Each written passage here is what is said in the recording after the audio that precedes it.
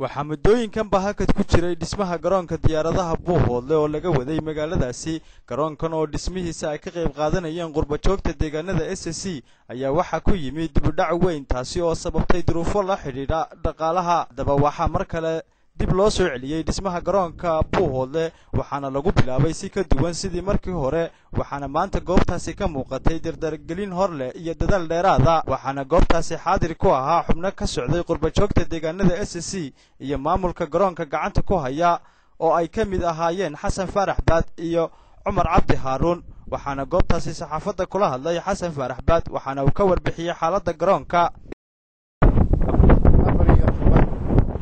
halkan noogu yimi saxaafadaha iyo odayaal fara badan Salaamaan Xaaji Cali ka mid yahay iyagoo in badan na soo duubay aad iyo aad cimilo weyn ugu haya airportka International Airport Buuhoodle. way salaaman yihiin waana soo dhaweynaynaa.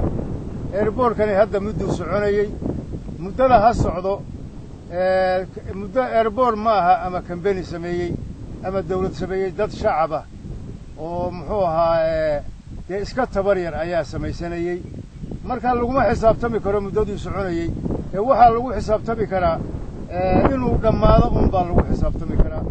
wuxuu u baahan yahay dhaqaalo degdega oo israacin ah ayuu u baahan yahay.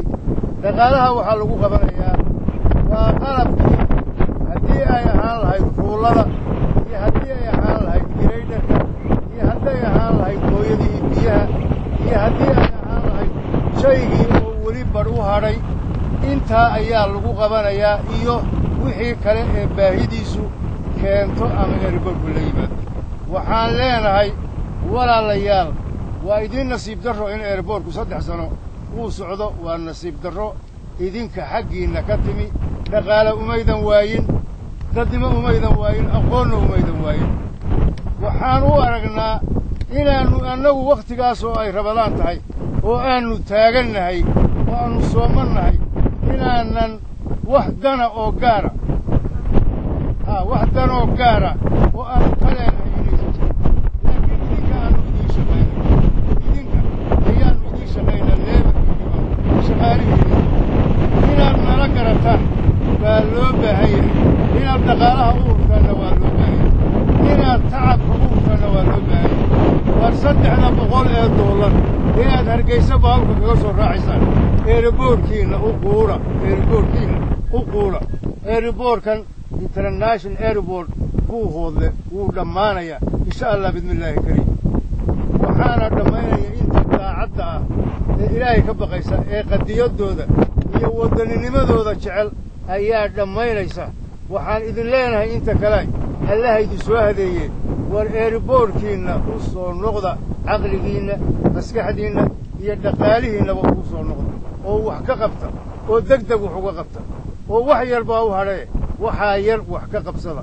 haddii aad ka qaban weydaan 300 iyo 400 ee Hargeysa iyo Boosaaso baad aadi doontaana ku soo talagala. hadda gurigiinni waa kaa, waa muuqdaa, waa Buuhoodle, waa kaa 3 kiiloomitir buu jiraa, waa idiin muuqda. aabbihiin iyo hooyadiin baa taagan.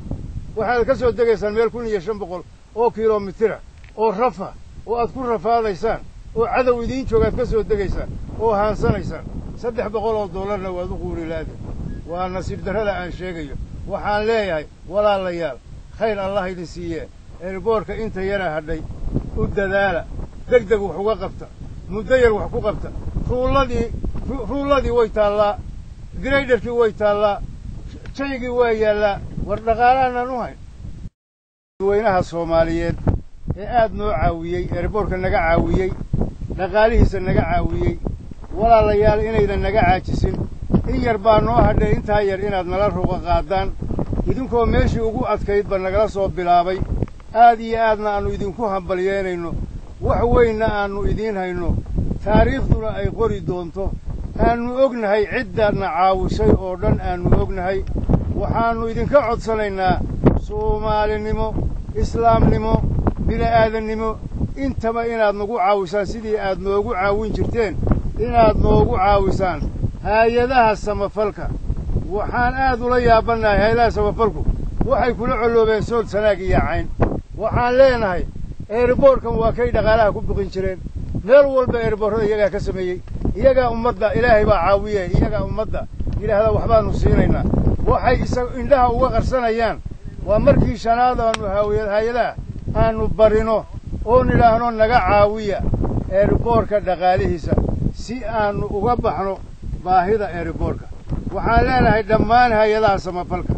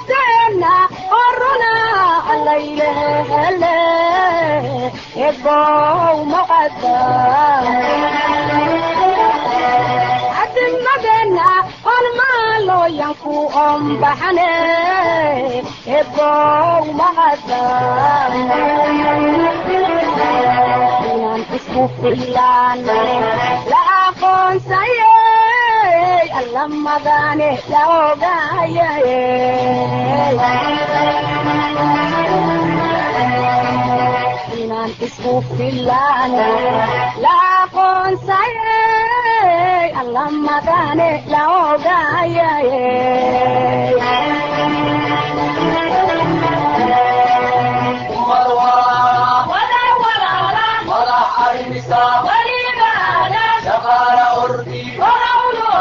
الله إله إلا أبو مقدر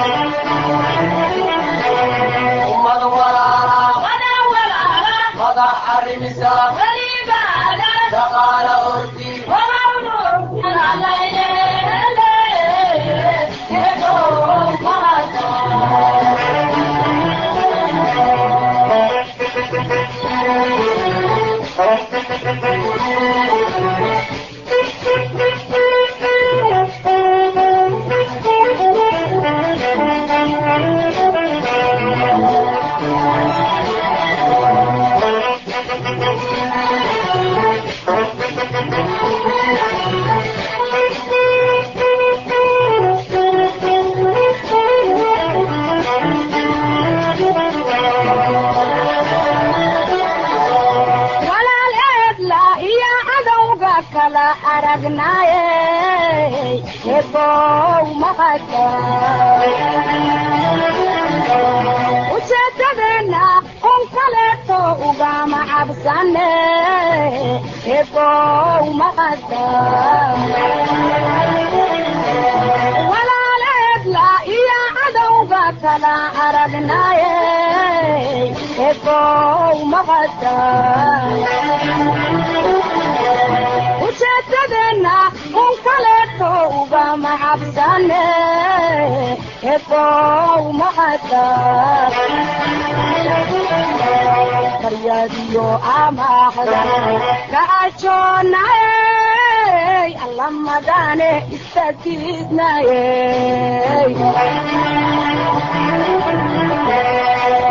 qaryadiyo amaahda istakiidnaye alla magane kacajoonaye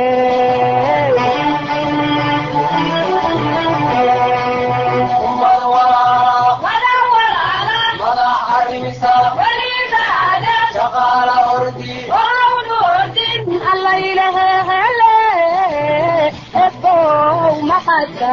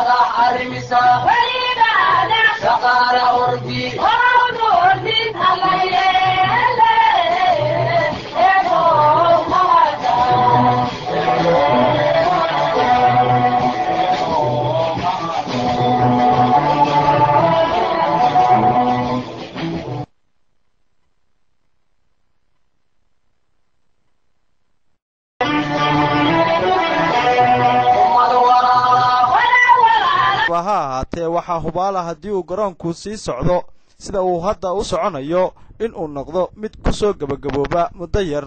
xamse xasan geelle, darwiish TV, buuqoodle.